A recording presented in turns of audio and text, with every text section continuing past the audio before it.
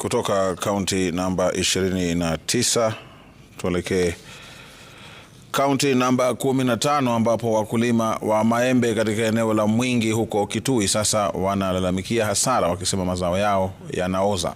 Wakulima hawa wanasema wamepata mavuno mazuri msimu huu, lakini mazao hayo yanaoza, hasa wakitaka serikali kuwatafutia soko ili kuzuia hasara zaidi. Wakulima wa eneo hilo, haswa wale walioko katika kikundi cha Nzeluni, wamesema wamekosa kabisa soko la maembe yao. Lakini shida iliyoko kubwa ni kuwa wao wanachukua lile embe kubwa, ile size ndogo kidogo, medium size wanatuachia. Sasa ukiachia ujui utapeleka wapi? Yeye anunue ile maembe kubwa, ile ndogo inabaki kwa shamba.